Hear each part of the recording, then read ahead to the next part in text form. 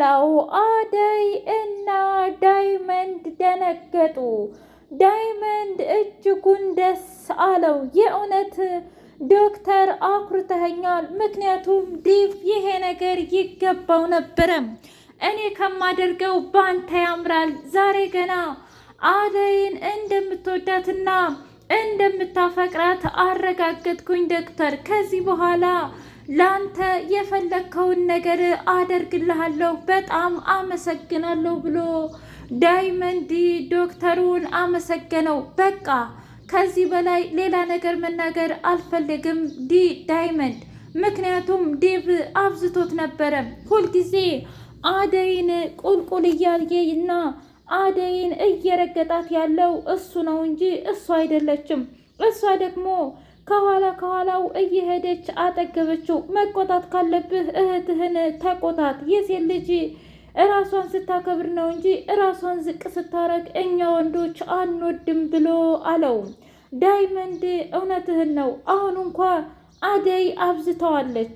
ሳውቃትና እኔ የማውቃት አደይ እንደዚህ አልነበረችም። ትሰማኛለህ ዳይመንድ? በእርግጥ ፍቅር በንብርክክ ሁሉ ያስሄዳል፣ ግን ደግሞ በጣም ሲበዛና ሲጋነን ደስ አይልም። ዲቭ እንደሆነ መቼም የአደይ ባል መሆን አይችልም። ምክንያቱም በራሱ የማይተማመን ኮንፊደንስ የሌለውና በሰው ነገር የሚመራ ወንድ ነው። እንደዚህ አይነት ወንድ ነው እንዴ ታዲያ ለእህትህ የምትመኝለት ብሎ ነገሩን በደንብ አቀሳሰረው።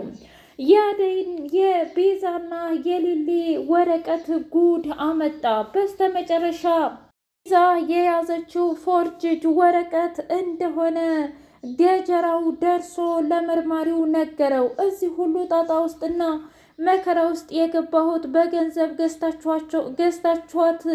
ገዝታችሁ ነው እንጂ በፍጹም እኛ ምንም ነገር አላደረግንም። ትሰማኛለህ? እኔም ቢሆን ሊሊን ከማገት ውጭና ከማቀድ ውጭ ሌላ ምን አደረግኩኝ? ግን እናንተ በጣም ብዙ ነገሮችን አደረጋችሁ። እስኪ ንገረኝ። ገና ለገና የእውነት አሁን ያችን ቤዛ የምትባለውን አምነህ ነው እንዴ? እንደዛ ከሆነ በተከታታይ እየተከታተልክ እሷን ማጥናት አለብህ። ያን ጊዜ እኔ እድሜ ልኬን እንኳ ብታሰር ምንም ግድ አይሰጠኝም። ግን ደግሞ ሆን ብላ እያጠመደችን ያለችው እኛን ነው እንጂ እናንተን አይደለም።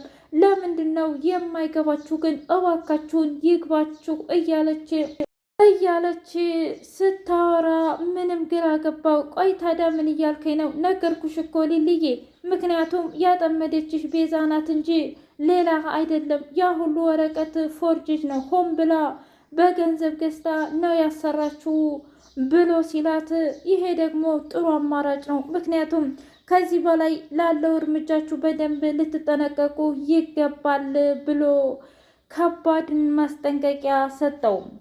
ገጀራው እጅጉን ደስተኛና እንዲሁም በጣም ሁሉም ነገር በቅርቡ እንደሚስተካከል ሲነገር፣ እኔ ምልሽ ሊሊ፣ የእውነት ግን አንቺ ታስተካክዪዋለሽ? አዎ ወንድሜ እኮ ነህ። እኔ ግን ማለቴ የወንድምናት የእህትነት ስሜት አይሰማኝም። ምናልባትም ካስወጣሽኝ በኋላ ብከዳሽ እንኳ እንዳታዝንብኝ ብሎ ሲላት፣ ምንም አላዝንብህም፣ ግን እኮ እናቴም ለረጅም ጊዜ ስጠብቅህ ነበር። ማለቴ ምንም ቢሆን ያ ኮትኳቹ የት ሄደ እያለች እድሜ ልኳን ሲጣሉ ነበር። እንኳን አባዬና እማዬ ሲጣሉ ነበረ። አባዬ ደግሞ በገዛ እጅሽ ራስሽ አይደለሽም ወይ ያባረርሽው? በይ ቻዩ፣ አሁን ስቃዩንም መከራውንም አንቺ ቻዩ እያለ ይላት ነበረ። እሷ ማታ ማታ እየገባች ታለቅስ ነበር። እኔ ግን ልጅ ስለነበርኩኝ ምንም ነገር አይገባኝም ነበር። እና እማዬ እረስታኛለች ብለህ የምትለው የእውነቴን ነው፣ አልረሳችም። እባክህ ገጀራ ወደ ቀልብ ተመለስ ብላ ስትለው፣ በቃሽ፣ እኔን ለማሳመን አትሞክሪ። መቼም ቢሆን መቼም እኔና እሷ አንድ ላይ መሆን የምንችል አይነት ሰው አይደለንም። ምን ማለት ነው ደግሞ? በቃ ነገርኩኝ፣ እኔና አንቺ ወንድምና እህት አንሆንም። ነገር ግን ከቤዛ ሀብትና ንብረቱን አስመልሰን ገንዘባችንን ተካፍለን አንቺም ወደምትፈልጊ ህይወት እኔም ደግሞ ወደምፈልገው ህይወት የመሄድ መብት አለን ብሎ አላት። እሺ ገጀራው፣ በቃ አንተን ደስ እንዳለ፣ ደግሞ ግን ከእስር ቤት ለማስወጣት የምችለውን ነገር አደርጋለሁኝ ብላ ስትለው፣ በጣም ጥሩ፣ እኔ የምፈልገው ይህንን ነበር። የተቻለሽን በሙሉ አድርጊና ከዚህ ሆና ከሆነ እስር ቤት አስፈችኝ ልልዬ ብሎ አላት። ሰላም ሰላም! ውድና የተከበራችሁ የህያ ቤቴ ቤተሰቦች እንዴት ናችሁልኝ? ሁሉ ሰላም፣ ሁሉ መልካም። እኔ እግዚአብሔር የተመሰገነ ይሁን ሰላም፣ እኔ ደህና ነኝ። ለዚህ ቻናል አዲስ የሆናችሁ ሰብስክራይብ እያደረጋችሁ ቤተሰብ የሆኑ ነበር ቤተሰቦች ስለምትከታተሉኝ እጅጉን አድርጌ አመሰግናለሁ። እጅግ አስተማሪውና አጓጊው ሰራተኛዋ አደይ እንደቀጠለ ይገኛል። ዶክተር ዲቭን ከባድ ማስጠንቀቂያ ሰጠው። ትሰማኛለህ ዲቭ፣ እስከ ዛሬ ዝቅ ብዬና አክብሬህ የምኖረው ለአደይ ብዬ ነው። አደይን ካፈቀርኳትና ከወደድኳት እጅጉን በጣም ቆይቻለሁ። ግን ደግሞ ከሷ ይምጣ፣ ምክንያቱም እኔ ቀድሜ አልናገርም ብዬ ነው እንጂ ሌላ ምን የተፈጠረ ነገር አለ? አንተ በገፋት ቁጥር የምትመጣው ወደ እኔ ነው እንጂ ወደ ሌላ ቦታ አይደለም። እሺ እንዲህ አደይን ቁጭ አድርጎ አናገራት። አደይ ምንድን ነው የምትፈልጊው? አሁንስ በጣም ግራ እያገባሽ ነው። እስኪ ተመልከቹ፣ ዶክተር ላንቺ ብሎ ስንቱን መከራና ጭንቀት አብሮሽ እያለፈ አንቺ ግን ምንም እያልሽው አይደለም እንዴ? ዳይመንድ ምን ማለት ነው? አልገባኝም። በቃ መናገር ያለብኝን ነገር ሁሉ ተናግሬያለሁ። ግን ደግሞ አንቺ በፍጹም ምንም ነገር እያደረግሽ አይደለም። ስለዚህ ከዚህ በኋላ ምንም የምለው ነገር የለኝም። ምን? አዎ ይበቃኛል። ከዚህ በኋላ የእውነቴን ነው ምልሽ አደይ፣ አንቺ እኔ እንደ ወንድም ልከራከርልሽና ልደግፍሽ፣ ዶክተር ደግሞ እንደ ጓደኛ ብዙ ነገር ሊያግዝሽ እየፈለገ ነው። አንቺ ግን ከዲቭ እና ከዲቭ ውጭ ምንም የሚታይሽ ነገር የለም። እስኪ የድሮዋን አደይ ሁኚ። አንቺ ከገጠር በጣም ብዙ ነገሮችን አሳልፈሽ አይደለም እንደ የመጣሽው? ታዲያ ዛሬ ምን ተቀየረና ነው እንደዚህ የምትልፈሰፈሹ? ብሎ ሲላት፣ እባክህ ዳይመንድ በጣም ብዙ ነገር እኮ ብዙ ነገሮችን እየተረማመርክ ነው ብላ ስትለው፣ አረ ይሄ ያንስሻል እንዴ? የእውነት እንደውም ይሄ ሲያንስሽ ነው። መናገር ያለብኝን ገና አልተናገርኩም ብሎ ትቷት ሄደም። እንግዲህ ዶክተር እና ዲቭ በቃ ከዚህ በኋላ አርፈህ መቀመጥ ካለብህም ትቀመጣለህ፣ ካልሆነ ግን የምትለኝ ከሆነ አንተም በምትሄድበት ሂደህ አደይን አሸንፍ፣ እኔም ደግሞ በምሄድበት ሂጄ አደይን አሸንፋለሁ ብሎ ዲቭን በከባዱ ተናገረው። ዲቭ ብቻውንና እንዲሁም ብቸኝነቱ እያንገበገበው እያቃጠለው ይገኛል። የእውነት እማዬ ተሳስታስ ቢሆን የእውነት ሊሊና ቤዛ ተፋጠጡ። ሊሊ ቤዛን ትሰሚኛለሽ? አንቺ አረመኔ ጨካኝ የሆንሽ ልጅ፣ እያንዳንዱ ነገር እኔ አውቄብሻለሁ። ከዚህ በኋላ ምን ማድረግ እንዳለብሽ ራሱ አይዲያው የለሽም ብላ አለች። ምን? አዎ የእውነቴን ነው። መናገር ያለብኝን ነገር በሙሉ ተናግሬያለሁኝ። ስለዚህ አርፈሽ ብትቀመጪ ይሻልሻል። እናም እባክሽን ብላ ስትል አልገባኝም። ቆይ እኔ ግራ እየገባኝ ነው። አዎ ምን ነው ቤዛ፣ የእውነት ፈርጅጁ አይገኝም ብለሽ አስበሽ ነበር እንዴ?